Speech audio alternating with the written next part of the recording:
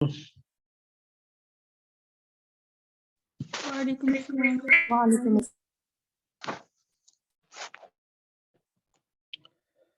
الحمدللہ رب العالمین والعاقبۃ للمتقین والصلاة والسلام علی اشرف الانبیاء والمرسلین وعلی آلہ واصحابہ اجمعین اما بعد۔ آج ہم انشاءاللہ علوم قراءات میں سے دوسرا علم الضبط جو ہے وہ انشاءاللہ آج ہم پڑھیں گے۔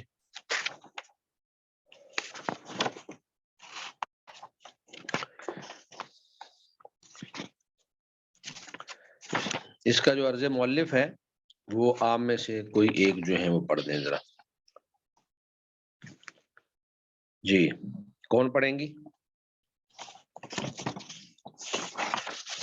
سادہ محترم حسن اصغر پڑھے۔ جی آپ پڑھ لیں۔ علم الضبط۔ عرض مؤلف، تمام تعریفیں اللہ رب العزت کی ذات کے لیے ہیں جو ساری کائنات کا خالق، مالک اور روزی رساں ہے، یعنی روزی دینے والا ہے، رزق دینے والا ہے جی، اور روزی رساں ہے۔ ریت کے ذرات، درختوں کے پتوں اور سمندر کے قطرات سے زیادہ درود و سلام ہو آخر الزماں پیغمبر جناب محمد الرسول اللہ صلی اللہ علیہ وسلم کی ذات اقدس پر، جن کو اللہ تعالیٰ نے تمام جہانوں کے لیے رحمت اور رشد و ہدایت کا منبع بنا کر بھیجا۔ قرآن مجید وہ عظیم الشان کتاب ہے جسے کلام الہی ہونے کا شرف حاصل ہے، اور اس کی تائید و حفاظت کا ذمہ خود اللہ تعالیٰ نے لیا ہے۔ اس کی تا ابد، تائید نہیں، تا ابد یعنی ہمیشہ کے لیے، تا ابد ہمیشہ کے لیے، اس کی تا ابد حفاظت کا ذمہ خود اللہ تعالیٰ نے لیا ہے۔ ارشاد باری تعالیٰ ہے، جو ہے سپیڈ سلو رکھیں، آرام سے پڑھیں، تیز تیز پڑھنے کی ضرورت نہیں ہے۔ جی اِنَّا نَحْنُ نَزَّلْنَا الذِّكْرَ وَإِنَّا لَهُ لَحَافِظُونَ۔ سورۃ الحجر۔ اس ذکر کو ہم نے نازل کیا ہے اور ہم خود اس کے نگہبان ہیں۔ حفاظت الہیہ ہی کا یہ نتیجہ ہے کہ 1400 سال گزر جانے کے باوجود، تھوڑا سا اور سلو دوبارہ سے، حفاظت الہیہ ہی کا ہی یہ نتیجہ ہے، حفاظت الہیہ ہی کا یہ نتیجہ ہے کہ 1400 سال گزر جانے کے باوجود قرآن مجید کا ہر لفظ، ہر کلمہ، ہر آیت، ہر سورت، ہر قرات، یہاں تک کہ کلمات قرآنیہ کا رسم و ضبط نہ صرف محفوظ و مامون ہے بلکہ حفاظت الہی کے سائے تلے تا قیامت دشمنان اسلام کے لیے ایک کھلا چیلنج بنا ہوا ہے، جو امتداد زمانہ اور کثرت امتداد زمانہ یعنی زمانہ لمبا ہونے کے باوجود، امتداد کہتے ہیں لمبا ہونے کو، جو امتداد زمانہ اور کثرت اعداء اسلام کے باوجود کسی قسم کی تصحیف و تحریف کا شکار نہیں ہوا۔ سچ فرمایا حق کے بارے، یعنی اسلام کے دشمنوں کی کثرت، اعداء دشمن، اور اسی طرح تصحیف و تحریف تبدیلی، چینجنگ۔ جی سچ فرمایا حق کے باری تعالیٰ نے، لا یأتیہ الباطل من بین یدیہ ولا من خلفہ تنزیل من حکیم حمید۔ باطل نہ اس کے سامنے سے اس پر آ سکتا ہے اور نہ پیچھے سے، یہ ایک حکیم و حمید رب کی طرف سے ہے۔ سعادت مند ہے وہ اہل علم جو اس کتاب مبین کی خدمت میں سرگرم عمل ہے اور اپنی بلند پایہ مہارتوں اور صلاحیتوں کو اس کی حفاظت اور نشر و اشاعت میں صرف کر رہے ہیں، اور مستحق مبارک ہے وہ داعیان حق جو اس کی تعلیمات کو دنیا کے کونے کونے تک پہنچانے کے لیے کوشاں ہے۔ ارشاد نبی صلی اللہ علیہ وسلم ہے، خیرکم من تعلم القرآن وعلمہ، تم میں سے بہترین شخص وہ ہے جو قرآن سیکھتا ہے اور سکھاتا ہے۔ زیر نظر کتاب علم الضبط کلمات قرآنیہ کے ضبط پر مشتمل ایک رہنما کتاب بھی اسی جذبہ خدمت قرآنی کا ایک ادنا سا نمونہ ہے، جو استاد محترم قاری محمد ابراہیم میر محمدی حفظہ اللہ کے حکم پر کلیت القرآن الکریم کے طلباء کے لیے ان کے تعلیمی منہج کے مطابق تیار کی گئی ہے، تاکہ انہیں علم الضبط کے فنی مباحث سے روشناس کروایا جا سکے، جس میں اس امر کی بھرپور علم الضبط کے فنی مباحث، فن کے جو مباحث ہیں، جی تاکہ انہیں علم و ضبط کے فنی مباحث سے روشناس کروایا جا سکے، جس میں اس امر کی بھرپور کوشش کی گئی ہے کہ عبارت انتہائی آسان، سلیس، عام فہم اور رواں ہو، جسے مبتدی طالب علم بآسانی سمجھ سکے۔ بیجا طوالت سے اجتناب کرتے ہوئے خیر الکلامی ما قل و دل کے اصول پر عمل کیا گیا ہے اور حتی المقدور مختصر مگر جامع بنانے کی کوشش کی گئی ہے۔ اس کے باوجود یہ ایک انسانی کاوش ہے جس میں کمی و پیشی کا پہلو بہرحال باقی رہتا ہے۔ اہل فن سے گزارش ہے کہ اس میں اگر کوئی فروغ گزاشت پائے تو ضرور غلطی فروغ گزاشت غلطی جی اگر کوئی فروغ گزاشت پائیں تو ضرور مطلع کریں، مطالعہ کریں۔ یہ بہت سارے انشاءاللہ اس کی اصلاح کر دی جائے گی۔ یہ کتاب مقدمہ 12 فصول اور خاتمہ پر مشتمل ہے، جس پہ ہمارے پیش نظر یہ بات رہی ہے کہ اس کو طالبان قرآن کے لیے مفید تر بنایا جائے۔ جی سب لوگ اپنے مائک ذرا دھیان سے بند رکھا کریں کیونکہ اس سے پھر ڈسٹربیشن پیدا ہوتی ہے۔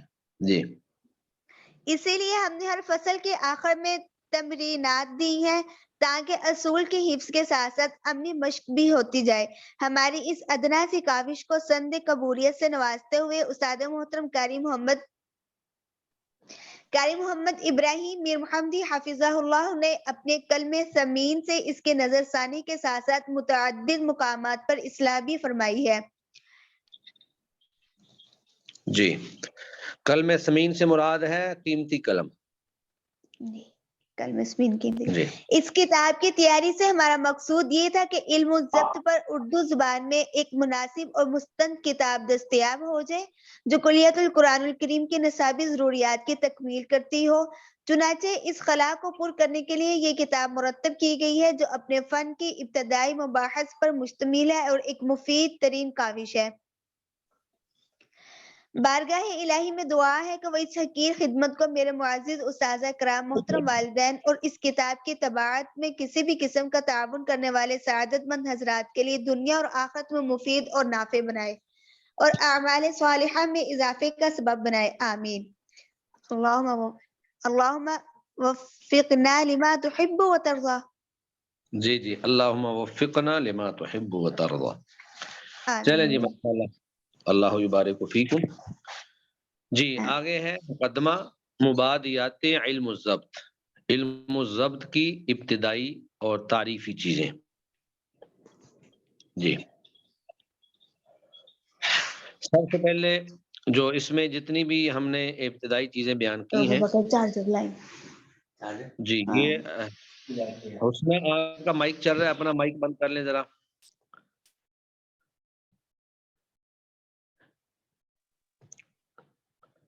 یہ جو ہے ہوسٹ کی طرف سے ایسا نہیں ہو سکتا کہ اگر کسی کا مائک چل رہا ہو تو وہ خود اپنے پاس سے بند کر دیا کرے؟ جی شیخ میں ہی بند کرتی ہوں۔ ہاں جی آپ ذرا تھوڑا سا اس میں اہتمام کریں کیونکہ لوگ خود نہیں اہتمام کر رہے۔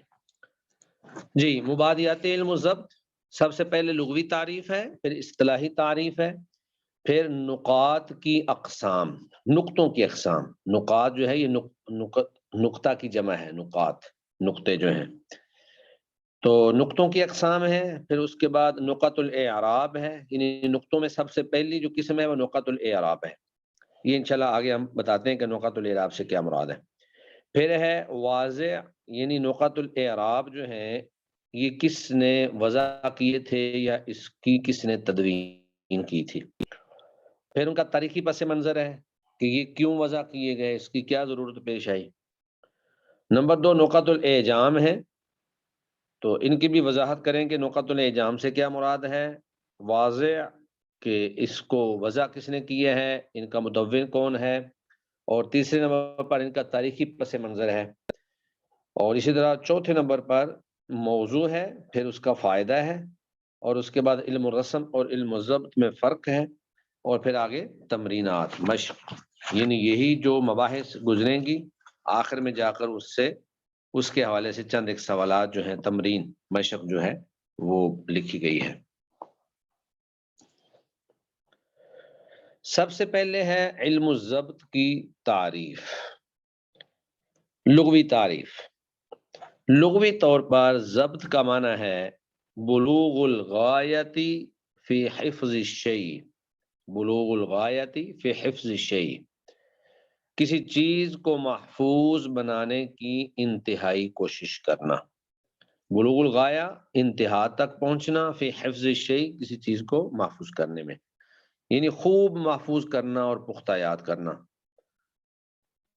تو اس کی اصطلاحی تعریف ضبط سے مراد کیا ہے؟ علم الضبط سے مراد وہ علم ہے جس کے ذریعے حرف کو لاحق ہونے والی علامات، یعنی حرف پر لگنے والی علامات یا حرف کے اوپر موجود علامات، جیسے حرکت کی علامت، سکون کی علامت، تشدید کی علامت اور مد وغیرہ کی پہچان ہوتی ہے۔ اس کو شکل بھی کہتے ہیں۔ شکل اس لیے کہتے ہیں کہ حرف کلمہ جو ہوتا ہے نا اس کی ایک شکل بن جاتی ہے۔ اب مالکی کے اوپر زبر، میم پہ زبر، لام کے نیچے زیر اور کاف کے نیچے زیر یہ نہ لگی ہو تو وہ اس کی شکل واضح نہیں ہوتی، لیکن جب اس پر اعراب لگ جاتا ہے، حرکتیں لگ جاتی ہیں تو پھر اس کی شکل واضح ہو جاتی ہے کہ اس کو ہم نے کیسے پڑھنا ہے، مالکی پڑھنا ہے، ملکی پڑھنا ہے، ملکہ پڑھنا ہے، یا جیسے بھی اس کو پڑھنا ہے۔ اس کے بعد ہے نقط کی اقسام۔ اصل میں دو طرح کے نقطے قرآن مجید پہ لگائے گئے تھے، جیسا کہ آپ کے علم میں ہوگا کہ نبی مکرم صلی اللہ علیہ وسلم کے دور میں جو قرآن مجید کو لکھا جاتا تھا نہ اس پر اعراب حرکات ہوتی تھی اور نہ ہی اس پر نقطے ہوتے تھے۔ پھر جب سیدنا ابو بکر صدیق رضی اللہ تعالی عنہ کے دور میں سیدنا زید بن ثابت رضی اللہ تعالی عنہ نے قرآن مجید کو جمع کیا تو وہ صحیفوں میں جمع تھا، مصحف میں نہیں تھا، صحیفوں میں تھا، یعنی مختلف اس کے اجزاء تھے، مختلف اس کے، جیسے آپ کہہ رہے ہیں کہ قرآن مجید کے پارے ہوں تو ان کو صحیفے کہا جا سکتا ہے، 30 پارے یا جتنے بھی انہوں نے حصے بنائے تھے، وہ بھی بغیر اعراب کے اور بغیر نقطوں کے تھا۔ اسی طرح جب سیدنا عثمان رضی اللہ تعالی عنہ کے دور میں لکھا گیا تو وہ بھی بغیر اعراب کے اور بغیر نقطوں کے تھا۔ تو یہ ایسے ہی چلتا رہا حتیٰ کہ حضرت علی رضی اللہ تعالی عنہ کا دور، پھر حسن رضی اللہ تعالی عنہ کا دور، ایسے ہی گزر گیا اور قرآن مجید کے اوپر نہ نقطے لگائے گئے اور نہ ہی اعراب لگائے گئے، حرکات نہ لگائی گئی، حتیٰ کہ سیدنا امیر معاویہ رضی اللہ تعالی عنہ کا دور آیا تو اس میں انہوں نے بصرہ کے جو گورنر تھے زیاد بن ابو زیاد، ان کو کہا کہ آپ نا اپنے بیٹے کو میرے پاس بھیجیں۔ تو چونکہ کوفہ اور بصرہ یہ بعد میں لوگ مسلمان ہوئے تھے تو یہاں پر بہت سارے لوگ ایسے تھے جو عربی نہیں جانتے تھے، مکس لوگ وہاں پر موجود تھے، تو انہوں نے اپنے بیٹے کو عبید اللہ کو بھیجا امیر معاویہ رضی اللہ تعالیٰ عنہ کے پاس۔ تو امیر معاویہ نے محسوس کیا کہ وہ اپنی گفتگو کے اندر نا بہت ساری غلطیاں کر رہا ہے، تو انہوں نے اس وقت جو نحو کے بہت بڑے امام تھے، امام ابو الاسود الدوالی، انہوں نے ان سے کہا کہ آپ اس طرح کریں، اجمیوں نے لغت عرب کو بگاڑ دیا ہے، آپ اس کے کچھ اصول اور ضوابط جو ہیں وہ مقرر کر دیں تاکہ ان اصولوں کو سامنے رکھ کر جو ہے اہل عجم جو ہیں وہ اپنی گفتگو اور اپنی کلام کی اصلاح کر لیا کریں۔ تو پہلے تو انہوں نے کہا جی میں تو یہ کام نہیں کروں گا، کیونکہ جب اللہ کے نبی کے دور میں، سیدنا ابو بکر صدیق کے دور میں اور سیدنا عثمان رضی اللہ تعالیٰ عنہ کے دور میں قرآن مجید کے اوپر یہ کام نہیں کیا گیا تو میں نہیں سمجھتا کہ میں یہ کام کروں، شاید ایسا نہ ہو کہ یہ کام غلط ہو جائے اور مجھے گناہ ہو۔ تو زیاد نے ایک ترکیب سوچی، اس نے اس طرح کیا کہ ابو الاسود جہاں سے گزرتے تھے انہوں نے ان کے رستے میں ایک آدمی کو بٹھا دیا اور ان سے کہا کہ جب ابو الاسود یہاں سے گزریں تو آپ نے نا قرآن مجید کی آیت جو ہے ان اللہ بریء من المشرکین ورسولہ، کہ اللہ اور اس کا رسول جو ہے وہ مشرکین سے بری ہیں، اس کو آپ نے جان بوجھ کر غلط پڑھنا ہے، آپ نے ایسے کرنا ہے کہ اس کو آپ نے ان اللہ بریء من المشرکین ورسولہ. انہوں نے جو بہرحال یہ کہا کہ آپ نے کوئی نہ کوئی غلطی کرنی ہے وہاں پہ، تو وہ آدمی جو تھا اس نے اس کو بریء من المشرکین ورسولہ پڑھ دیا، یعنی لام کے نیچے زیر پڑھ دی. تو ابو الاسود نے جب سنا تو اس کا ترجمہ بنتا ہے کہ اللہ مشرکوں سے بھی بری ہے اور اپنے رسول سے بھی بری ہے، نعوذ باللہ. یہ عطف جو ہے مشرکین پر پڑ جاتا ہے. تو ابو الاسود نے سنا تو معاذ اللہ کہا، اور کہا کہ یہ کیسے ہو سکتا ہے کہ اللہ تعالیٰ جو ہے وہ اپنے رسول سے بری ہو جائے. پھر وہ فوراً زیاد کے پاس گئے اور ان سے کہا کہ آپ جو مجھے کہہ رہے تھے تو میں یہ کام اعراب کا کام کر دیتا ہوں. انہوں نے پھر قبیلہ قریش یا قبیلہ عبد القیس کے 30 لوگ جو ہیں ان کا امتحان لیا، اور ان میں سے جو سب سے ماہر یا سب سے زیادہ سمجھدار آدمی تھا اس کو منتخب کر لیا، اور پھر اس کو کہا کہ آپ قرآن مجید لے لیں اور میں آپ کو بتاتا جاتا ہوں کہ جہاں پر میں اپنے ہونٹوں کو کھولوں گا فَإِذَا فَتَحْتُ شَفَتَيَّ فَانْقُضْ فَوْقَ الْحَرْفِ، کہ جب میں اپنے ہونٹوں کو کھولوں گا تو آپ نے وہاں پر حرف کے اوپر ایک نقطہ لگا دینا ہے. تو یہ اصل میں چونکہ انہوں نے لفظ بولا تھا فَإِذَا فَتَحْتُ، تو فتحت سے ہی زبر کو فتح کہا جانے لگا. اب زبر کو عربی زبان میں فتح کہتے ہیں. تو فتحت کا مطلب ہے جب میں کھولوں گا اپنے ہونٹوں کو. تو آپ کو معلوم ہی ہے کہ جب فتح پڑھا جاتا ہے تو ہونٹوں کو کھول کر پڑھا جاتا ہے، با تا سا. پھر آگے اس نے کہا کہ وَإِذَا زَمَمْتُ شَفَتَيَّ فَانْقُضْ أَمَامَ.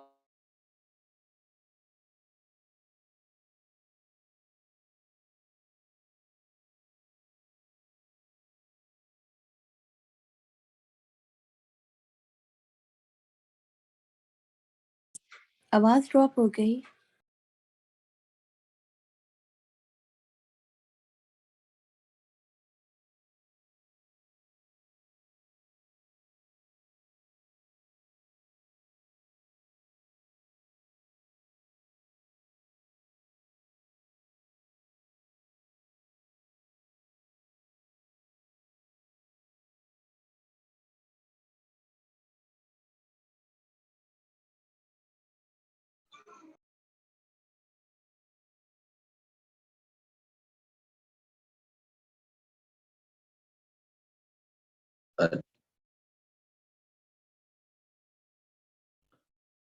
چل بس تھوڑا سا دھیان بنو. جی آواز آ رہی ہے میری آپ لوگوں کو؟ جی جی آواز. یہ کیا ہوا تھا، بند ہو گئی تھی؟ جی جی چلیں. تو کسرہ سے آواز بند ہوئی ہے یا ضمہ سے؟ ضمہ سن لیا تھا آپ لوگوں نے؟ فَإِذَا ضَمَمْتُ یہاں سے ضممتو پہ بند ہو گیا، ضممتو پہ ٹھیک بند ہو ہے جی ٹھیک ہے. وَإِذَا ضَمَمْتُ شَفَتَيَّ فَانْقُضْ أَمَامَ الْحَرْفِ، اور جب میں اپنے ہونٹوں کو گول کروں تو ضمہ کا معنی ہوتا ہے ملانا یا گول کرنا. تو آپ نے حرف کے سامنے نقطہ لگا دینا ہے. تو یہ نقطہ پیش کا نقطہ تھا. اس وقت یہ جو ابھی تک نقط با کا نقطہ یا تا کا نقطہ یہ ابھی تک کچھ موجود ہی نہیں تھے، یہ بعد میں لگے ہیں، وہ میں ابھی آپ کو بتاتا ہوں. تو اور جب میں وَإِذَا كَسَرْتُ فَانْقُضْ تَحْتَ الْحَرْفِ، اور جب میں کسرہ پڑھوں یعنی اپنے ہونٹوں کو جھکاؤں. تو آپ کو پتا ہے کہ جب کسرہ پڑھا جاتا ہے تو ہونٹوں کو تھوڑا سا نیچے کی طرف جھکایا جاتا ہے، بی تی سی، تھوڑا سا اس میں جھکاؤ سا آ جاتا ہے. تو وہاں پر آپ نے نیچے جو ہے حرف کے نیچے آپ نے نقطہ لگا دینا ہے. تو یہ نقطے جو تھے یہ اصل میں اعراب کے نقطے تھے، حرکات کے نقطے تھے، اس لیے ان کو نقط الاعراب کہا جاتا ہے. تو انہوں نے زبر کا نقطہ لگایا، زیر کا نقطہ لگایا اور پیش کا نقطہ لگایا، اور اس کے ساتھ ہی انہوں نے دو نقطے، یعنی جہاں تنوین ہوتی تھی وہاں پر 2 زبر کے 2 نقطے اوپر لگا دیتے تھے، اور جہاں پہ 2 زیر کی تنوین ہوتی تھی 2 نقطے نیچے لگا دیتے تھے، اور جہاں پیش کی تنوین ہوتی تھی 2 نقطے سامنے لگا دیتے تھے.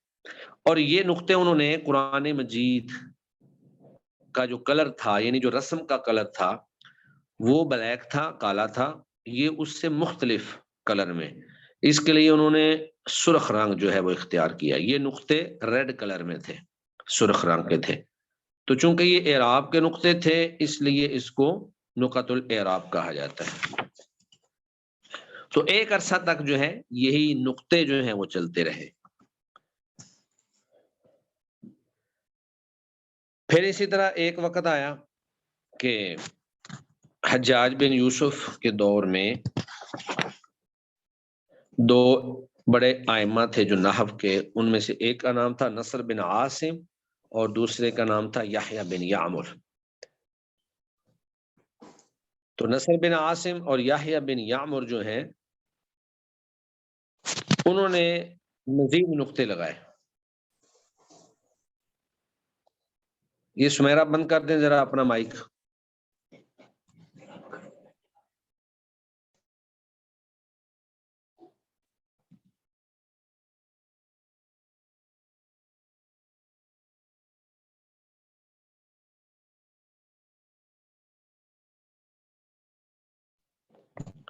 جی تو انہوں نے جو کام کیا انہوں نے نقط الاعجام لگائے.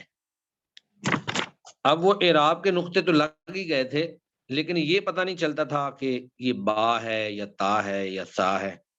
با تا سا تینوں کا ایک ہی انداز تھا، جیم ہا خا ان تینوں کا بھی ایک انداز تھا، دال زا دونوں کا ایک تھا، را زا دونوں کا ایک تھا، سین شین ان دونوں کا ایک تھا. تو انہوں نے نقط الاعجام لگا دے. اسی طرح ہم کہتے ہیں نا کہ حروف مہملہ، حروف معجمہ. معجمہ حروف وہ ہوتے ہیں جن پر نقطے ہوں اور مہملہ وہ ہوتے ہیں جن پر نقطے نہ ہوں. مہمل یعنی خالی، جیسے دال کے اوپر نقطہ نہیں ہے، زال پر نقطہ ہے، را کے اوپر نقطہ نہیں ہے، زا پر نقطہ ہے، سین پر نقطے نہیں ہے، شین پر نقطے ہیں. تو ان کو حروف معجمہ کہتے ہیں جن پر نقطے ہیں، اور جن پر نقطے نہیں ہوتے ان کو حروف مہملہ کہتے ہیں.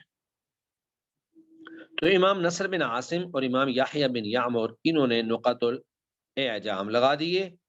اب واضح بات ہے کہ وہ پہلے بھی نقطے لگے ہوئے تھے، مزید نقطے لگ گئے.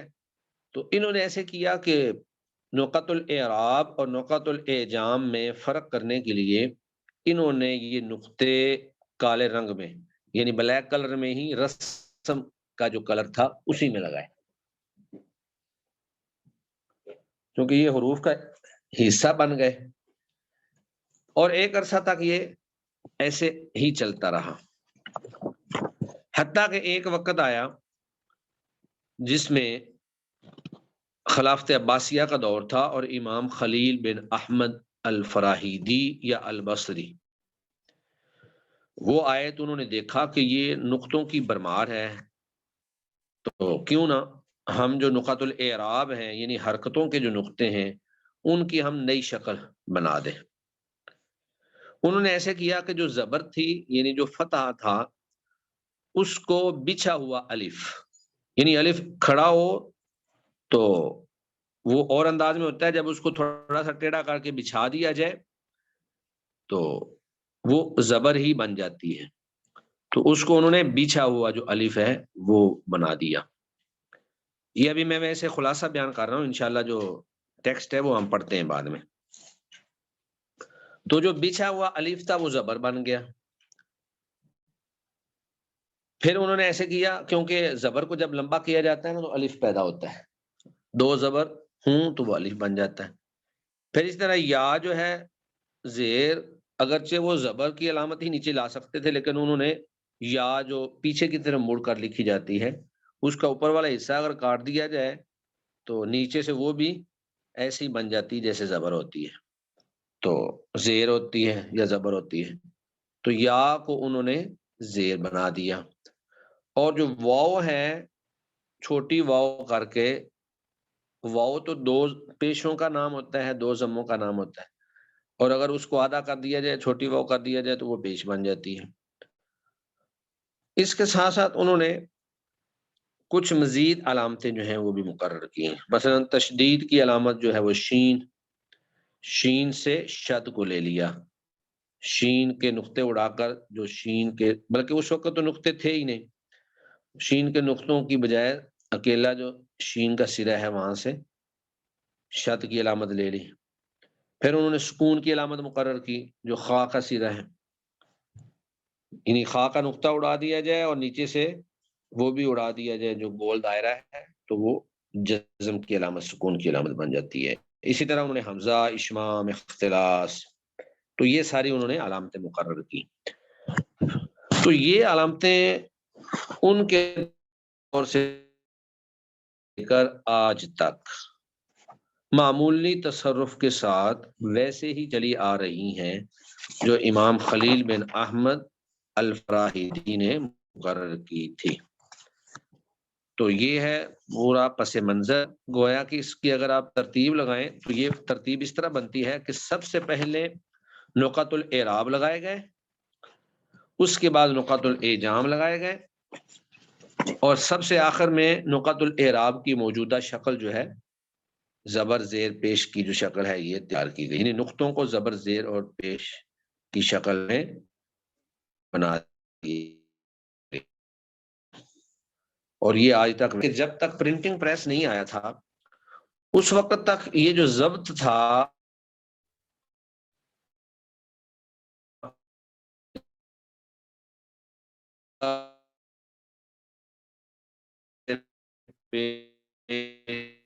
آواز بریک ہو رہی ہے بہت زیادہ.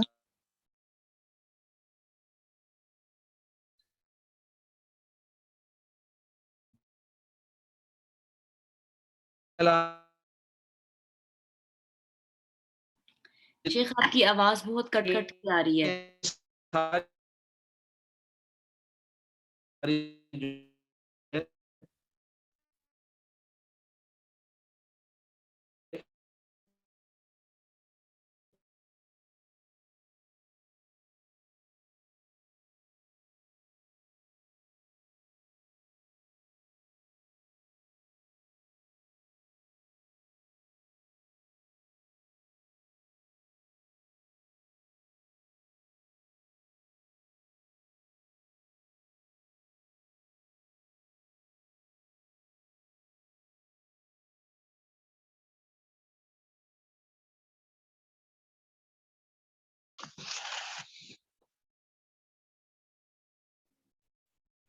جی جی اب آواز ٹھیک ہے. جی آواز آ رہی ہے. جی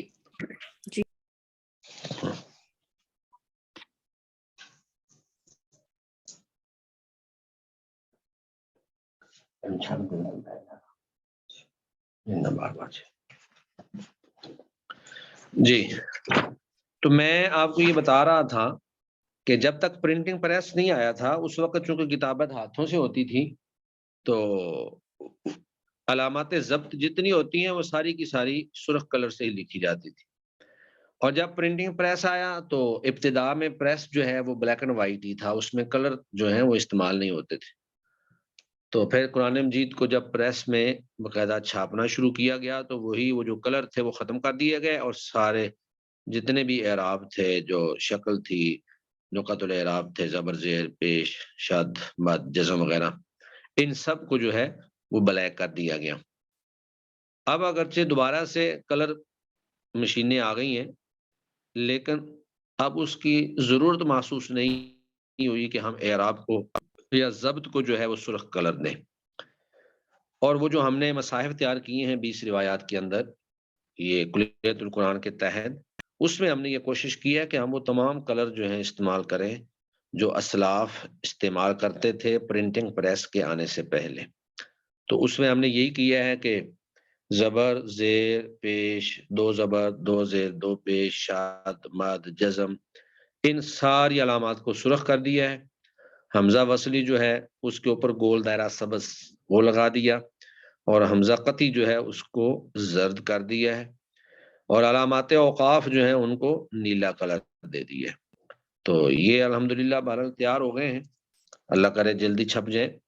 تو آپ میں سے بہت سارے لوگوں نے یہ دیکھے بھی ہوں گے، قاری حمزہ صاحب نے مختلف گروپوں کے اندر مختلف اوقات میں ان کے کچھ پارے جو ہیں وہ شیئر بھی کیے تھے.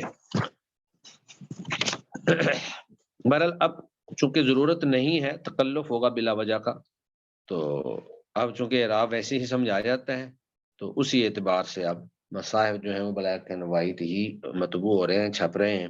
صرف تجویدی مصاحف ہیں جو لوگ کلر ان میں استعمال کر رہے ہیں کہ قلقلہ کا یہ کلر ہوگا، غنے کا یہ کلر ہوگا، مد کا یہ کلر ہوگا، موٹے حروف کا یہ ہوگا، تو اس طرح کر کے کام چل رہا ہے۔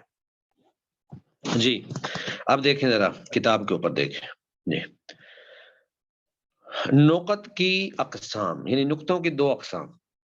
نمبر 1 نقط الاعراب، یعنی جو حرکتیں ہیں جو اس وقت لگائے گئے تھے لیکن بعد میں ان کو زبر، زیر اور پیش کی موجودہ شکل میں ڈال دیا گیا۔ اور نمبر 2 نقط الاعجام، جو حروف کے باہمی فرق کے لیے ہیں کہ با کے نیچے ایک نقطہ، تا کے اوپر 2، سا کے اوپر 3، تاکہ پتہ چلے کہ یہ با ہے، یہ تا ہے اور یہ سا ہے، حروف معجمہ کے نقطے۔ نمبر 1 نقط الاعراب۔ نقط الاعراب سے مراد وہ علامات ہیں جو حرکت، سکون، تشدید اور مد وغیرہ پر دلالت کرتی ہیں۔ اس معنی میں یہ ضبط اور شکل کا مترادف ہے، یعنی اس معنی میں یہ نقطے جو ہیں ضبط اور شکل کے ہم معنی ہیں۔ تو چونکہ اب ہمارے ہاں موجود نہیں ہے، یہ آپ کو وہ سابقہ جو کام تھا اس کو سامنے رکھ کر آپ کو اس کو سمجھنا ہوگا۔ آگے ہے واضح۔ واضح سے مراد اس کو وضع کرنے والے، اس کو مدون کرنے والے۔ اور ایک چیز میں آپ کو ذرا بنیادی بتا دوں، وہ یہ ہے کہ ایک ہے علم الضبط اور ایک ہے علم الرسم۔ تو ضبط جو ہے یہ سارے کا سارا اجتہادی ہے، یہ اہل علم کی محنتیں ہیں، یہ توقیفی نہیں ہے۔ اس لیے جو ضبط جس علاقے میں آسان ہو، جیسے چل رہا ہو، اسی کو ہی اپنانا چاہیے۔ جبکہ رسم جو ہے وہ توقیفی ہے، اس میں اہل علم کے اگرچہ دو اقوال ہیں کہ توقیفی ہے یا غیر توقیفی ہے۔ تو بہرحال دونوں طرح کے جو قائلین ہیں، جو توقیفی اس کو نہیں کہتے، وہ بھی کہتے ہیں کہ اب ہم اس میں تبدیلی نہیں کر سکتے، وہ جیسے لکھا ہوا ہے اس کو ویسے ہی لکھنا پڑے گا۔ جہاں پر الف موجود ہے بے شک وہ پڑھا نہیں جا رہا، وہاں الف لکھنا ہوگا، جہاں پر یا موجود ہے وہاں پہ یا لکھنی ہوگی۔ اور بسا اوقات ایسا بھی ہوتا ہے کہ واو الف یا وغیرہ لکھے نہیں ہوتے لیکن وہ پڑھے جاتے ہیں، تو وہ پھر ہم وہاں پہ لکھیں گے نہیں، بلکہ اس کو ضبط کے ذریعے ہم ظاہر کریں گے کہ یہاں پر ہم نے واو یا الف پڑھنا ہے۔ اب دیکھیں اولائکا ہے، اولائکا میں واو لکھی لیکن پڑھی نہیں جا رہے۔ اس طرح اول الابصار، اولو الالباب، یہ سارے کلمات۔ بہرحال علم الرسم جب ہم پڑھیں گے تو اس میں ان کی بے شمار مثالیں آپ کے سامنے آئیں گی۔ جی واضح، وضع کرنے والے، مدون کرنے والے۔ نقط الاعراب کے واضح کے بارے میں اہل علم کے درمیان اختلاف پایا جاتا ہے۔ بعض نے خلیل بن احمد کو، بعض نے نصر بن عاصم کو اور یحییٰ بن یامر کو، بعض نے ابو عمر بن علا کو، بعض نے عبداللہ بن ابو اسحاق الحضرمی کو، اور بعض نے خلیل بن احمد الفراہیدی کو ان کا واضح قرار دیا ہے۔ یہ خلیل بن احمد الفراہیدی کا نام ڈبل آ گیا، اوپر والے یہی ہیں، کوئی الگ سے نہیں۔ ترجیح، لیکن راجح مسلک یہی ہے کہ اس علم کے سب سے پہلے واضح اور مدون ابو الاسود دؤلی ہیں، جنہوں نے سیدنا امیر معاویہ رضی اللہ تعالیٰ عنہ کے زمانے میں والی بصرہ یعنی بصرہ کے گورنر زیاد بن ابو زیاد کے حکم پر یہ گراں قدر بہت خوبصورت خدمت سر انجام دی۔ گراں قدر امام ابو عمر دانی، امام ابو داود اور امام ابو حاتم نے اسی موقف کی تائید کی ہے۔ سبب تدوین اور تاریخی پس منظر، یعنی ان کو مدون کرنے کا یا وضع کرنے کا سبب کیا بنا اور اس کا تاریخی پس منظر کیا ہے، وہی جو میں نے آپ کو پہلے مختصر بیان کیا ہے۔ اسلام سے پہلے اہل عرب کی تحریرات سے مراد کتابت، یعنی ان کی جو کتابت ہیں، کتابتیں جو تھیں، اسلام سے پہلے اہل عرب کی تحریرات یعنی کتابتیں حرکات و نقات، حرکات سے بھی اور نقطوں سے بھی خالی ہوتی تھیں۔ وہ طبی طور پر فطری طور پر، چونکہ ان کی اپنی زبان تھی، وہ طبی طور پر اپنی زبان کو صحیح ادا کر لیا کرتے تھے۔ ان کے لیے قرآن مجید کو بلا حرکات و نکات، حرکتوں اور نقطوں کے بغیر پڑھنا چنداں مشکل نہ تھا، یعنی بالکل مشکل نہ تھا۔ جب فتوحات اسلامیہ کا دائرہ وسیع ہوتا چلا گیا اور عرب و عجم کا اختلاط ہونے لگا، یعنی عربوں کے ساتھ عجمی لوگ بھی مسلمان ہونے لگے اور ایک دوسرے کو ملنے لگے، تو عجمی نو مسلم افراد اعراب کی واقفیت نہ ہونے کی بنا پر غلطی کھانے لگے۔ ایسا ہی ایک واقعہ سیدنا امیر معاویہ رضی اللہ تعالی عنہ کے ساتھ پیش آیا۔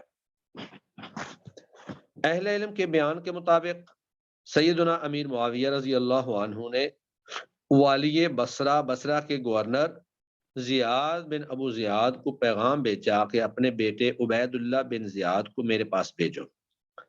جب عبید اللہ بن زیاد سیدنا امیر معاویہ رضی اللہ تعالیٰ عنہ کے پاس پہنچا اور ان کے ساتھ گفتگو کی تو سیدنا امیر معاویہ رضی اللہ تعالیٰ عنہ نے محسوس کیا کہ وہ اپنی کلام میں غلطیاں کرتا ہے، گفتگو میں غلطیاں کرتا ہے۔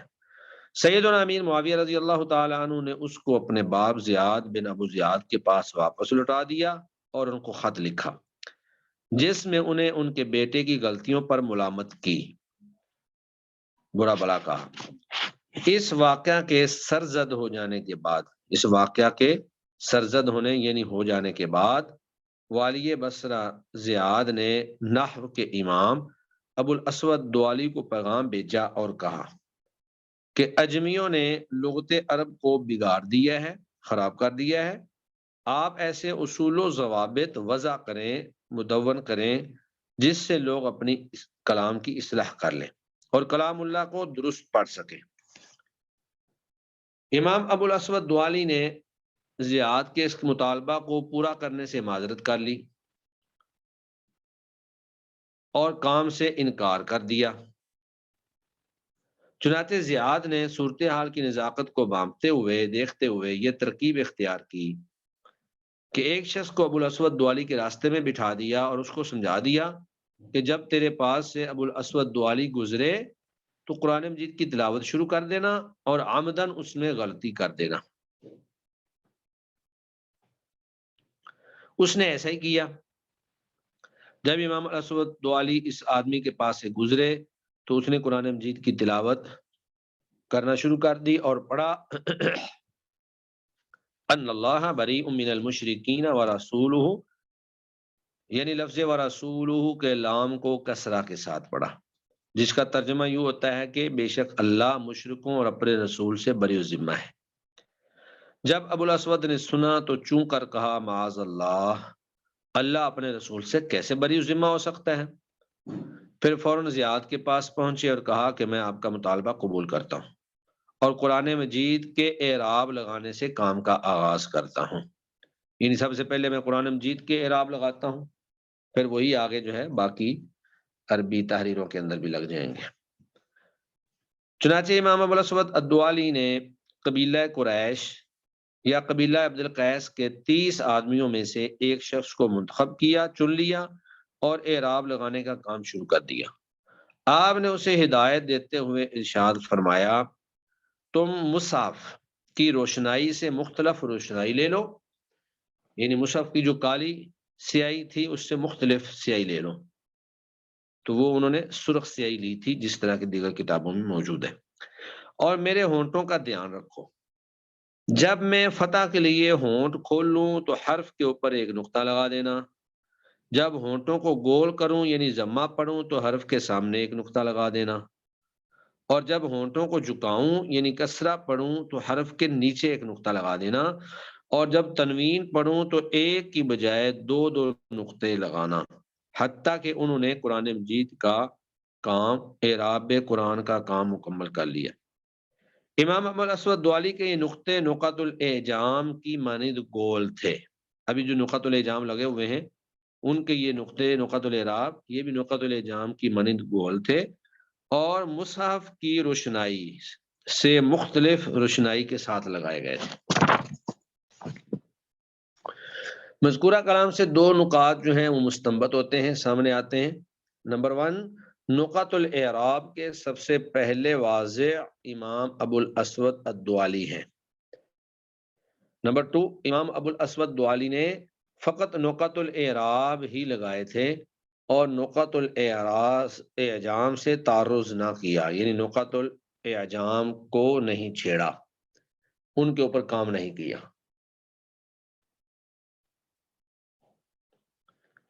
امام ابو الاسود دوالی کے بعد اہل علم انہی کے وضع کردہ نقط الاعراب پر عمل کرتے رہے، یہاں تک کہ خلافت عباسیہ کا زمانہ آ گیا۔ اس زمانہ میں اب یہاں پہ ترتیب میں تو یہ امام خلیل بن احمد کا کام پہلے لکھا ہوا ہے، لیکن یہ زمانے کے اعتبار سے مؤخر ہے، لیٹ ہے، جس طرح کے آگے بیان ہوگا۔ اس زمانہ میں امام خلیل بن احمد البصری نے امام ابو الاسود دوالی کی وضع کردہ علامات میں بعض مناسب تبدیلیاں کی۔ انہوں نے فتح کی علامت بچھا ہوا چھوٹا الف مقرر کی، بچھایا ہوا، کیونکہ فتح میں اشباع کرنے سے، لمبا کرنے سے الف پیدا ہوتا ہے، اور ضمہ کی علامت چھوٹی واو مقرر کی، کیونکہ ضمہ میں اشباع کرنے سے، یعنی پیش میں اشباع کرنے سے، مد کرنے سے، اس کو تھوڑا سا لمبا کرنے سے واو پیدا ہوتی ہے، اور کسرہ کی علامت چھوٹی یا مقرر کی، کیونکہ یا کسرہ میں اشباع کرنے سے یا پیدا ہوتی ہے۔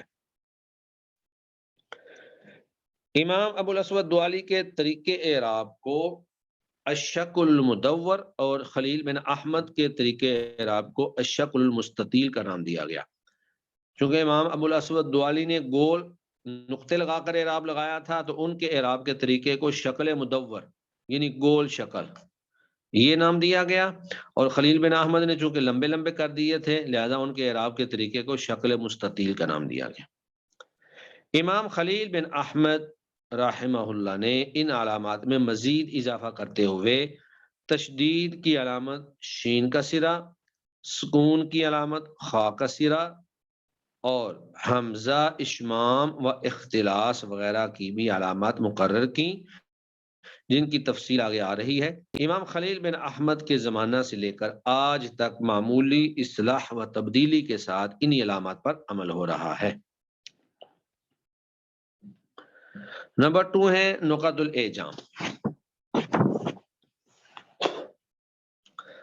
نقط الاعجام سے مراد وہ علامات ہیں جو حروف کو باہم ایک دوسرے سے ممتاز کرتی ہیں، الگ الگ کرتی ہیں، تاکہ معجم حروف یعنی نقطوں والے حروف مہمل حروف بغیر نقطوں والے حروف کے ساتھ ملتبس نہ ہوں، خلط ملط نہ ہوں۔ معجم حروف کی تعداد 15 ہے، یعنی جن حروف پر نقطے لگائے گئے ہیں ان کی تعداد 15 ہے۔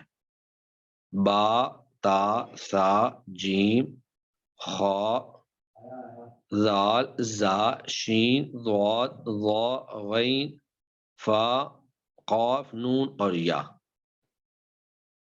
لیکن یا میں تھوڑی سی تفصیل ہے جو انہوں نے یہاں پر بیان کی ہے، وہ یہ ہے کہ جب کہ مندرجہ ذیل 5 حالات میں یا کے نقطے نہ لگانے پر عمل ہے، یعنی 5 حالات میں یا پر نقطے نہیں لگائے جائیں گے۔ عموماً تو نقطے ہوتے ہیں لیکن ان 5 حالات میں نہیں ہوں گے۔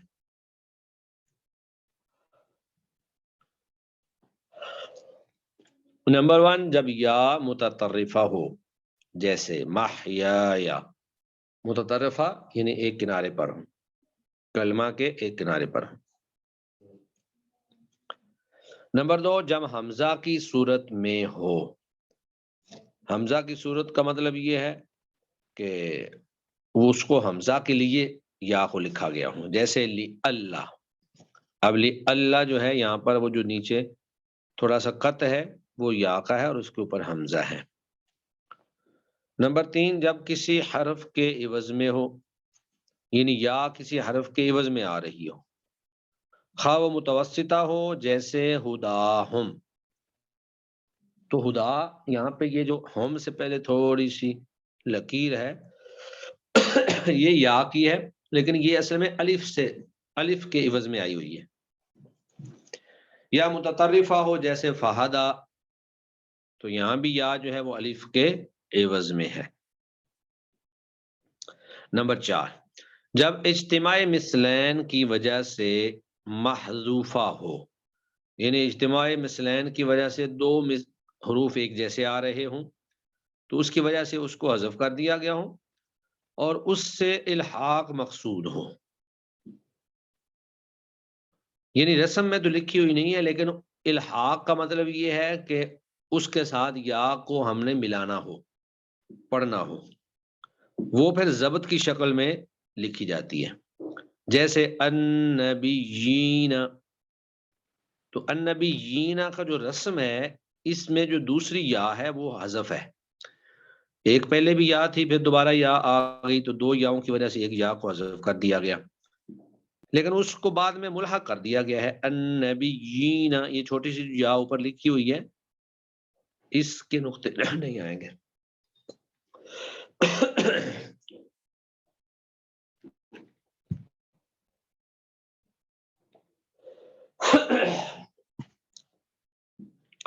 یا متطرفہ ہو یعنی کنارے پر ہو، پہلی مثال جو ہے وہ متوسطہ کی تھی، دوسری مثال جو ہے وہ متطرفہ کی ہے، جیسے یستحیی۔ تو یستحیی کے آخر میں یہ جو چھوٹی سی یا ہے یہ ضبط کی یا ہے، یہ رسم کی نہیں ہے، رسم میں صرف پہلی یا ہی موجود ہے۔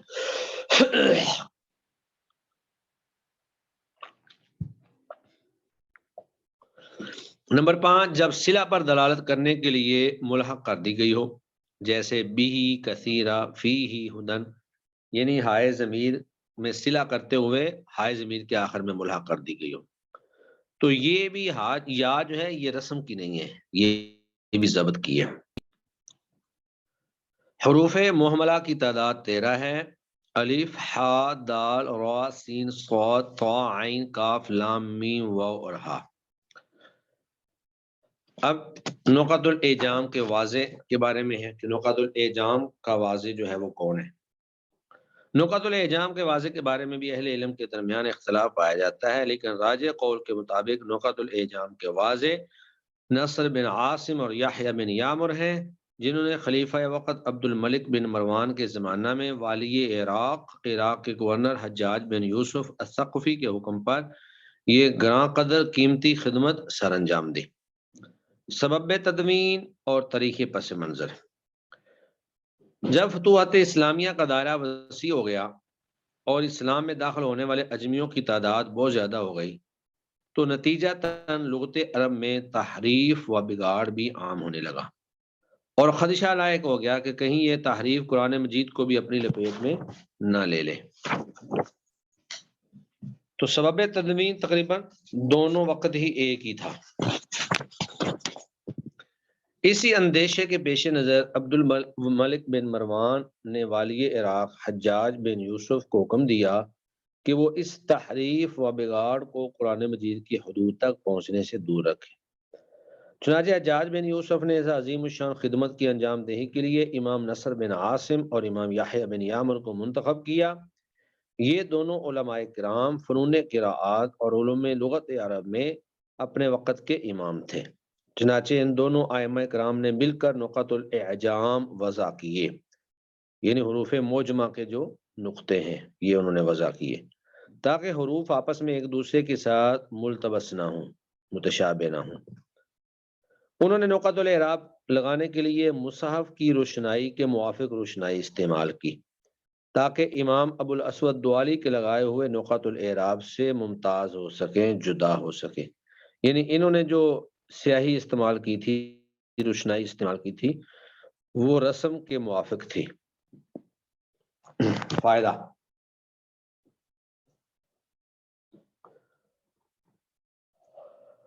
مذکورہ کلام سے محسوس ہوتا ہے کہ نقط الاعراب نقط الاعجام سے مقدم ہے،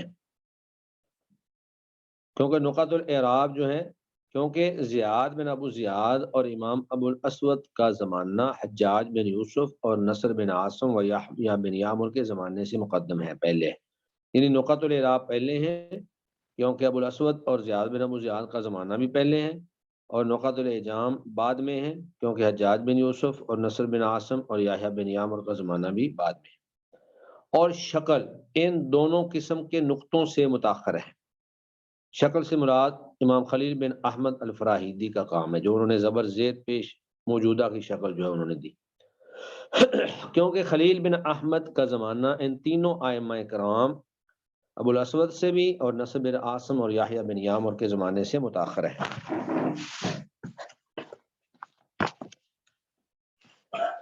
آگے ہے جی موضوع کہ علم و ضبط کا موضوع کیا ہے۔ علم و ضبط کا موضوع وہ علامات و نشانات ہیں جو حرف کو پیش آنے والے حالات، مثلا حرکت، عدم حرکت، محل حرکت، حرکت کا محل یعنی حرکت لگانی کہاں ہے، حرکت لگانی ہے یا نہیں لگانی ہے، حرکت لگانی کہاں ہے، اور لون حرکت یعنی حرکت کا رنگ وغیرہ پر دلالت کرتی ہیں۔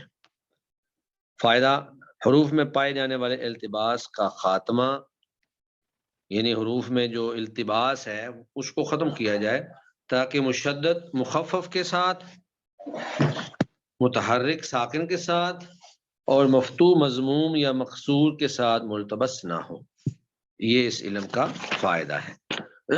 آگے ہے علم الرسم اور علم الضبط میں فرق۔ تو علم الرسم اور علم الضبط میں دو بنیادی فرق ہیں۔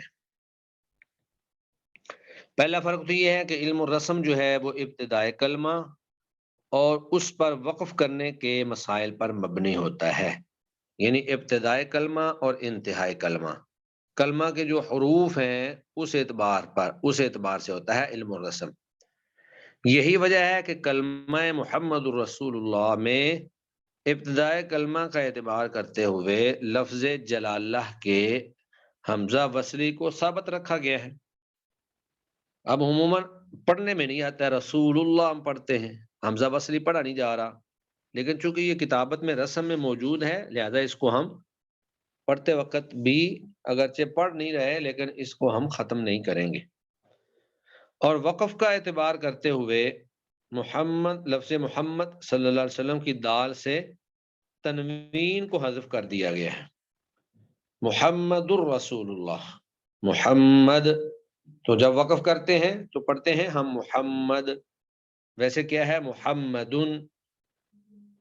تو اب یہاں پہ جو تنوین ہے نا، تنوین کو یہاں پہ خاص زاویے سے دیکھنا ہے، یہ جو بریکٹ میں لکھا ہوا ہے اس کو ذرا غور سے دیکھنا ہے کہ رسم قرآنی میں نظر آنے والی یہ تنوین، یہ جو دو پیشیں ہیں، حقیقتاً رسم عثمانی میں موجود نہیں ہے، یہ رسم کا حصہ نہیں ہے۔ جو دو پیشیں ہوتی ہیں نا اس کی تنوین ہوتی ہے تو ضبط ہے، یعنی وقفاً اس کو محمدن کی بجائے محمد پڑھا جائے گا۔ تو محمدن یعنی تنوین کو اگر اس انداز میں بھی لکھنا چاہیں تو دو پیشیں ڈال دیں، یا پھر اگر جب تک یہ پیشیں نہیں تھیں تو پھر تو اس کو آگے نون ڈال کر پڑھنا تھا۔ تو علم الرسم جو ہے وہ ایک تو ابتدائے کلمہ کا خیال رکھتا ہے کہ کلمہ کی ابتدا میں جو حروف موجود ہیں وہ موجود رہیں، اور دوسرا وقف کا اعتبار رکھتا ہے کہ وقف کے اعتبار سے جو حرف موجود ہے وہ وہاں پر موجود رہے، ختم نہ ہو۔ جبکہ علم الضبط وصل کا لحاظ رکھتا ہے، یعنی علم الضبط میں ہم نے وصل کے اعتبار سے اعراب لگانے ہوتے ہیں، ہر کلمہ پر وقف کے اعتبار سے نہیں لگاتے۔ جیسے نا الحمدللہ رب العالمین، تو وقف کے اعتبار سے تو پھر نون کے اوپر جزم ہونی چاہیے تھی نا، سکون ہونا چاہیے تھا، لیکن ہے رب العالمین، الرحمن الرحیم زیر۔ جبکہ علم الضبط وصل کا لحاظ رکھتا ہے، یہی وجہ ہے کہ کلمہ من ربہم میں من کا نون سکون سے خالی ہے، من کے نون پہ کچھ نہیں لگا ہوا، کیونکہ یہاں ادغام کامل ہو رہا ہے، ادغام تام ہو رہا ہے۔ دوسرا یہ ہے علم الرسم کلمہ کے حروف کے اثبات و حذف سے متعلق ہے، یعنی کلمہ کے جو حروف ہوتے ہیں ان کو ثابت رکھنا ہے یا حذف کرنا ہے، علم الرسم اس موضوع پر بحث کرتا ہے۔ جبکہ علم الضبط جو ہے حروف کو پیش آنے والے حالات، یعنی وہ جو حروف ہیں ان کو جو حالت پیش آ رہی ہے کہ وہ متحرک ہے یا وہ ساکن ہے یا وہ مشدد ہے یا اس پہ مد ہے، اس اعتبار سے گفتگو کی جاتی ہے۔ تو یہ آج ہم نے علم الضبط اس میں لگائے جانے والے نقط اعراب، نقط الاعراب، نقط الاعجام، ان کے واضح، ان کا تاریخی پس منظر، یہ ساری چیزیں پڑھی ہیں. تو انشاءاللہ نیکسٹ لیسن میں ہم انشاءاللہ ان علامات کو باقاعدہ پڑھیں گے. لیکن اس میں یہ بات ذہن میں رہے کہ یہاں اس کتاب کے اندر جو بھی ضبط بیان کیا گیا ہے، چونکہ اسلاف نے جتنا بھی علم و ضبط بیان کیا یا جس پر عمل تھا وہ ہمارے ہاں رائج نہیں ہے. تو یہ عرب ممالک کے اندر، خاص طور پہ سعودی عرب میں اور دیگر عرب ممالک میں جو مصاحف چھپتے ہیں وہ سارا ضبط جو ہے وہ اس کے مطابق ہے. ہمارے ہاں ضبط میں کچھ فرق ہے، وہ ہم جیسے جیسے پڑھتے جائیں گے انشاءاللہ ہمارے سامنے آتے جائیں گے. جی لیسن الحمدللہ کمپلیٹ ہو گیا ہے. اگر کسی کے ذہن میں کوئی کوشچن ہے تو وہ پوچھ لیں. ایک کویسچن ہے میرا. جو ابو جی الاسود الدؤلی جو آپ نے ذکر کیا، یہ وہی ہیں جو کہ علم صرف کے جو ہے وعدے بھی وہی ہیں، رائٹ؟ جو کہ حضرت علی کے زمانے میں جج تھے. تو یہ حضرت معاویہ کے زمانے میں تھے یا حضرت علی کے زمانے میں؟ کیونکہ جو میرے پاس جو کتاب جو موجود ہے اس میں حضرت علی کے زمانے میں لکھا ہوا. اس پہ بات آگے کون سی ہو سکتا ہے کہ حضرت علی کے دور میں بھی ہوں اور امیر معاویہ کے دور میں بھی ہوں. ان کا دور تو بالکل ملا ہوا ہی ہے نا ساتھ میں. ہاں جی جی. تو لیکن یہ کام امیر معاویہ جو ہے ان کے دور میں ہوا ہے.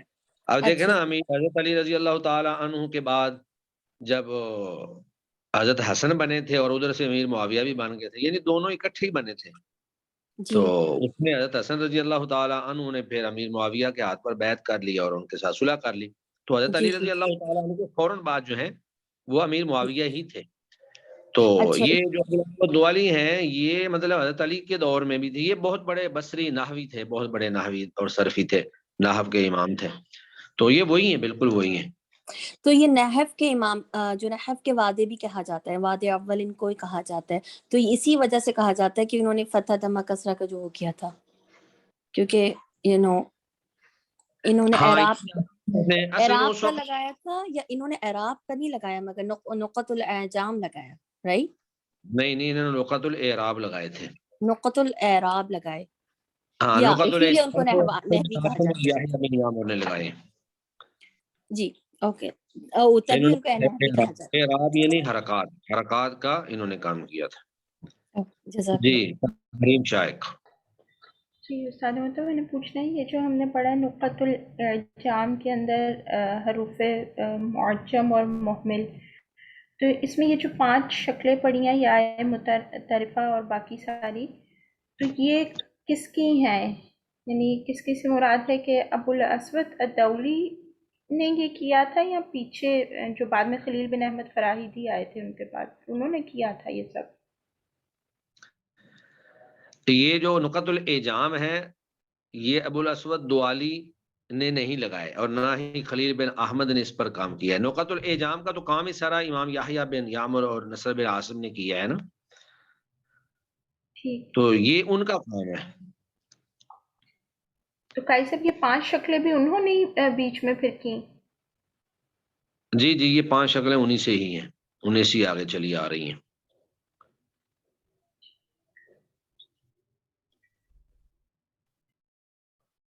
یہ صرف 5 صورتیں ہیں جن میں نقطے نہیں لگائے جائیں گے، باقی صورتوں میں یا کے نقطے بھی لگائے جائیں گے. تو یہ 5 شکلیں صرف یا کے ساتھ خاص ہیں، باقی حروف جو ہیں ان کے تو نقطے واضح ہی ہیں، ہر وقت ہی لگیں گے.